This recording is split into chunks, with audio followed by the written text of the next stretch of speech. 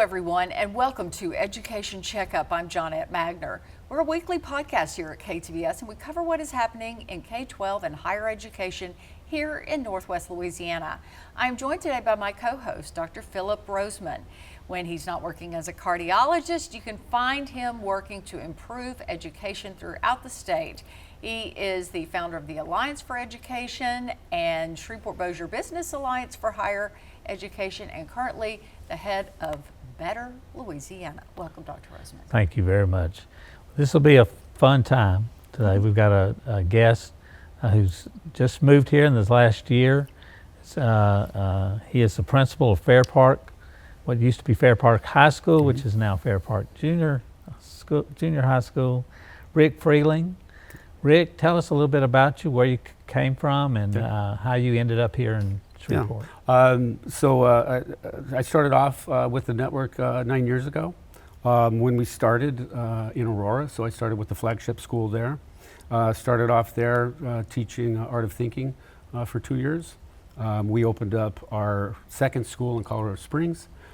So I moved down there where I was an assistant principal and then was a principal there for 3 years, and then came here to Fair Park, and now as the principal this year. So this is my 4th year as a principal in the network. Wow. Well, you know, Third Future Schools is a management organization for charter schools, Colorado, Texas, now here in Louisiana. Yeah. You've been well received, I think, here in Louisiana. Tell us a little bit about charter schools, why you got involved in charter schools, and what you think they bring to the community. Yeah, no, this is a great question. I had the opportunity to work in a traditional setting for 5 years before, actually for 7 years before I went into the charter area. There's a lot more freedom. That's one of the big differences that I noticed right away. There was more freedom to make decisions, do what's right and what is needed.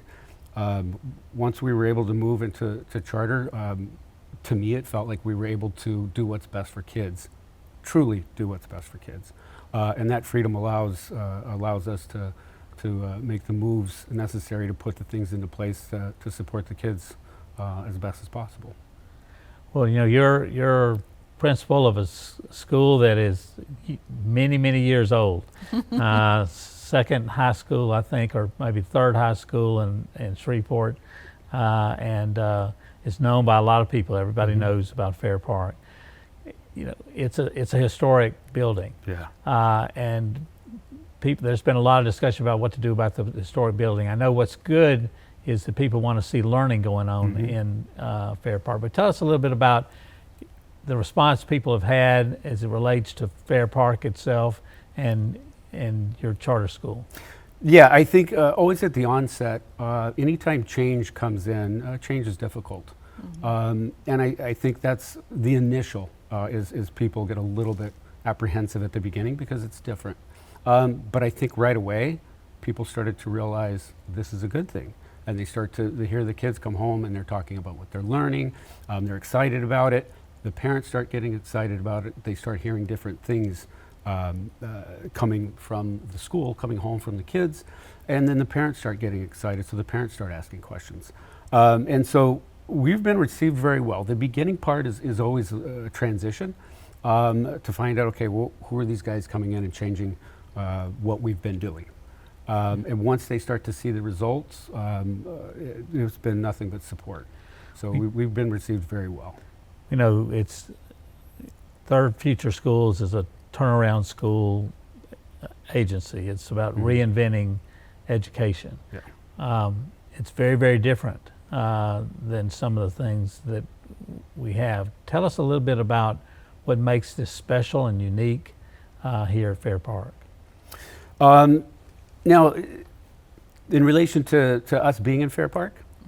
In relationship to the type of curriculum you have, the teaching, how teaching is done, how you view things. Yeah, no. So for us, you know, our bread and butter are the teachers, and the training that goes with that. We put a lot of time and resources into teaching. Our philosophy, we believe that effective instruction is what makes the most difference.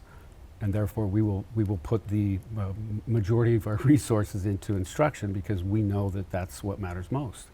And so we train teachers in our characteristics that are known, characteristics that are good quality teaching practices. And we've done them for 15 years, and to the effect of our test results and the growth that we're showing in our students is a testament to the training that we put into the instructors, along with our curriculum. So we have a multi-pronged approach there. We have great instruction. We have a tightly aligned curriculum. Our curriculum is tightly aligned with state standards, and then our teachers execute. Our teachers execute it, and they hold the kids accountable. We hold the teachers accountable. We're all, it's in our core beliefs that we're all holding ourselves to high standards and to holding ourselves accountable. So that leads to student outcomes. One of the things I would guess is that schools that are in a turnaround need situation have a fair number of behavioral problems. How do you all handle behavioral issues? With consistency and fairness. We have 3 rules that drive our student culture. Students have to be respectful to staff members at all times. They cannot take the learning from others, and they can't bully. And so then we hold them accountable to that, and we coach them. So if they violate one of the 3 rules, we have to talk to them and say, hey, what did you do here? I did this. Okay, were you respectful? No. What do we need to do next time? So it's a coaching session to let them know, but we hold them accountable. So if you do this, this is the consequence. You did that, here's the consequence. We have to hold to that. And we hold to that because we won't allow the discipline to take from instruction. If the culture erodes, instruction will follow. And so we hold our student culture very high. We hold high levels of accountability for our kids. And it's same with our staff, same with me. So that's, and it's everybody together. So it's not the administrators that are just doing it. It's not just the teachers. It's all of us together that are holding everybody accountable to the same standard. I heard one time that the hardest individual to hold their attention is an 8th grade boy. That is such a hard age. Yeah, so you hire the best, and we're in the business of kids, and we hire the best to put in front of the kids. We train and give them the tools to be able to do their jobs effectively, and we'll do that at any level, whether it's a kindergartner, a 6th grader, an 8th grader. All levels have their challenges. You take an 8th grade teacher and put them in a kinder room, they're not going to quite know their way around, and vice versa. So you really kind of know your kids. You get to know what motivates them, and that's part of developing relationships with kids, to find out about them so that you can develop a relationship with them, and that's what helps with education in terms of teaching it. It helps in terms of discipline. It helps in terms of the kids feel valued and heard, and so that goes a long way. And we teach our instructors how to handle different level kids, because it's not all the same. What is the art of thinking? Art of Thinking is an amazing class. I had the opportunity to teach it. Art of Thinking is essentially a critical thinking and information literacy and a problem-solving curriculum. It is all these things that we learn in college. This is something that we're now teaching, and we have been teaching explicitly down 3rd grade on up. 2nd grade, we've even had Art of Thinking, all the way up through 8th grade. And so it's a course that is taught very, very explicitly on how can you apply these critical thinking concepts in other courses, and then eventually outside of school and in their lives. So it's be like a magnet component type of thing for all the kids, right? Yeah, it's a cornerstone type of a class. Yeah. Yeah, you're talking about teaching kids the ability to analyze, predict, teaching them to be able to corroborate evidence, to be able to use information literacy and their critical thinking skills as well to problem solve altogether. And it's something that has to be taught explicitly in order for them to be able to do it effectively. And so we do that with that course. you have a survey on your website. Basically says what are the most important things? Why do families come to Third Future Schools? Let me just go through the three that was mentioned. Okay. One is strong non-bullying policy. Mm-hmm. The second is free before and after school care and high academic achievement. Mm-hmm. So can you talk about each one of those? I know you've talked about the bullying, but Right. also just touch base on those three things. What makes you special there? Yeah, so and I found this to be true. Our parents do love the before and after school because our parents work, and it's very difficult childcare. What a beauty it would be to be able to drop your kid off at 6:30, and if you can't get off, you got to go to work early, and you don't get off of work until 5:30, and you can go pick up your kid at 6 o'clock at our Colorado schools, and here you can pick up your kid at 5. So that helps our parents. The strong no bullying policy, you cannot learn if you're afraid in the classroom, and it's not tolerated, and it's not tolerated for a reason. And when we say no bullying, we mean it. We don't allow it, and we stop it immediately. It creates a situation in which students can't learn, and we don't allow that. Bullying's not as evident as it once was. Bullying used to occur on a playground and you could see it, Yeah. but now we have so much bullying via social media. How do y'all stay on top of it?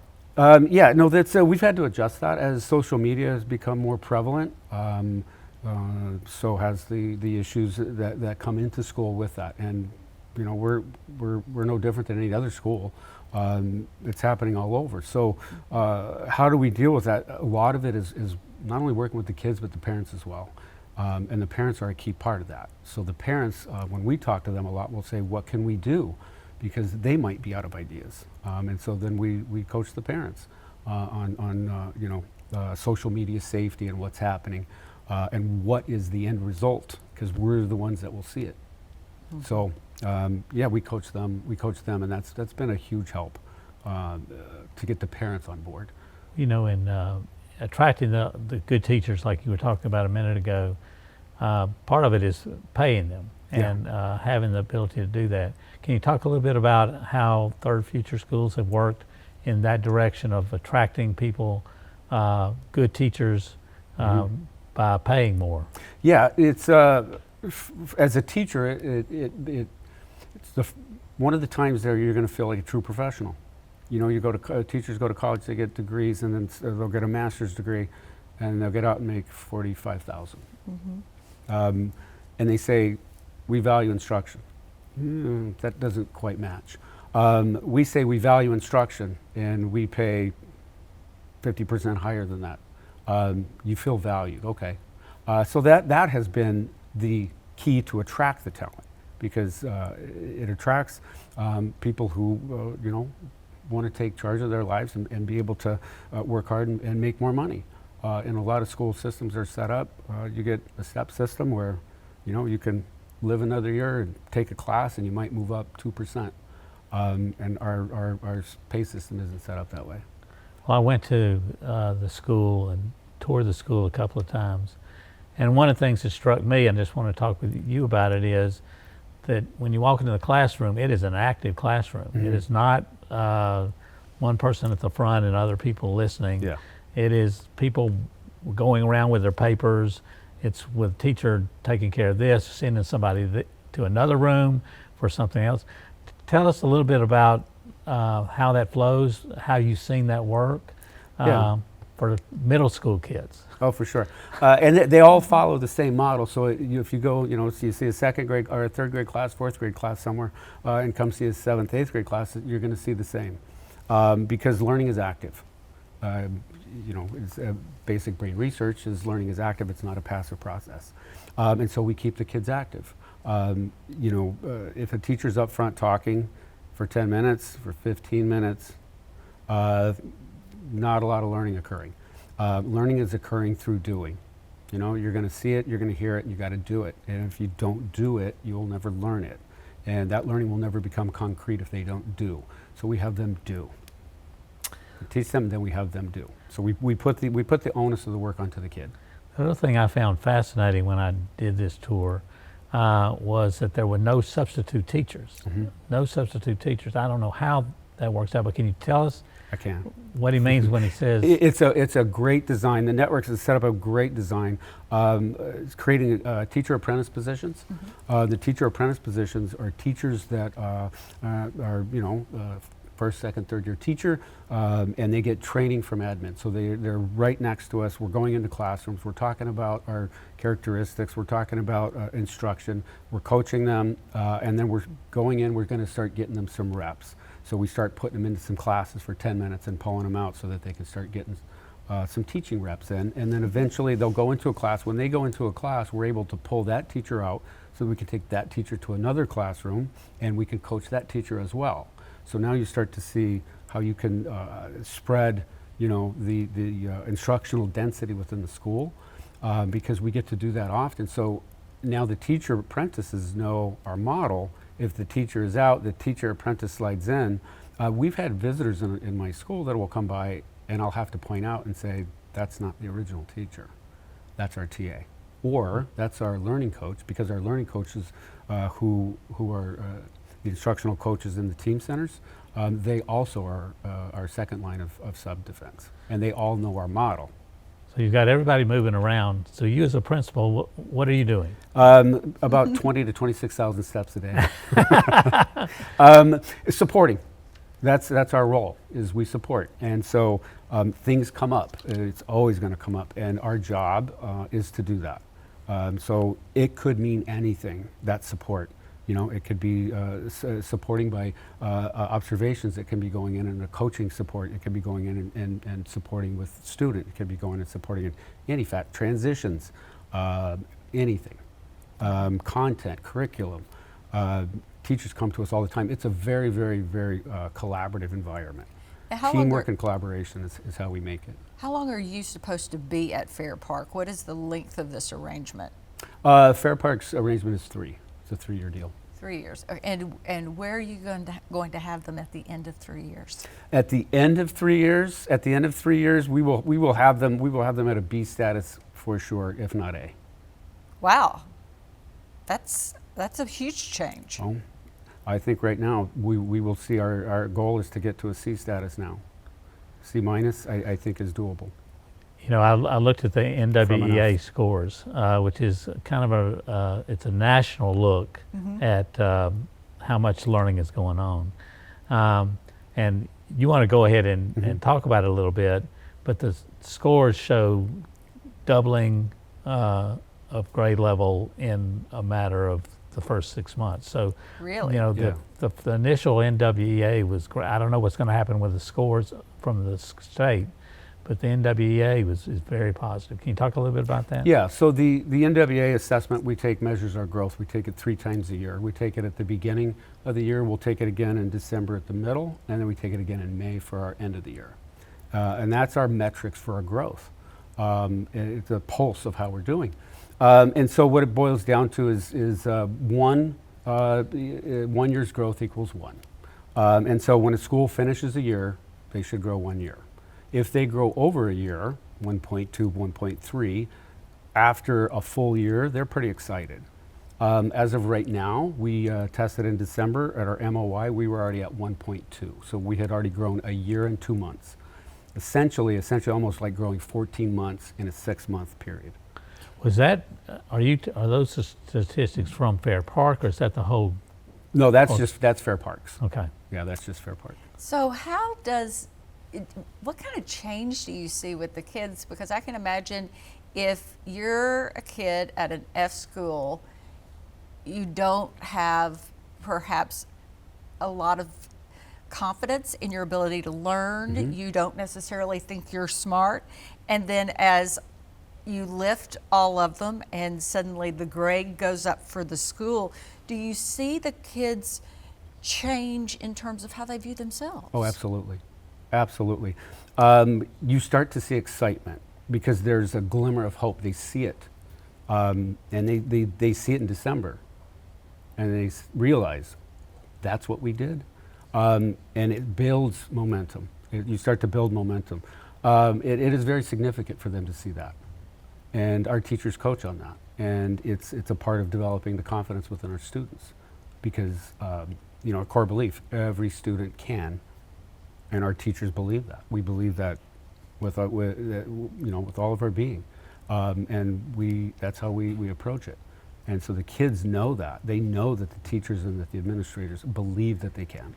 And you know, they get the hope from little dishes of it. I watched the way it reacted in school, in the classroom, and it would go, the teacher would give them a plaudit, the plaudit would go to another room, and they'd get something positive for having completed and mastered everything. So they get this constant reinforcement when they master something, which I think goes right into your Yes. thought about what it does Yeah. with a child's life. So, well, it's been great talking to you, and we appreciate you sharing a little bit about Third Future Schools, about what's going on in Fair Park. You know, more and more we're having more and more choice schools in Caddo Parish, and so it's good to be able to tell people what's going on Yeah. at those schools. Yeah. So thank you very much for what you're doing, and for coming to our community and working with Fair Parks. Well, thank you guys so much. Congratulations for all your good work. It's an honor to be here. Thank you. And thank you for joining us for Education Checkup. You can view our other podcasts anywhere you listen to them, or just go to our website at ktbs.com/podcast. Have a good day, and be sure to join us next time for Education Checkup.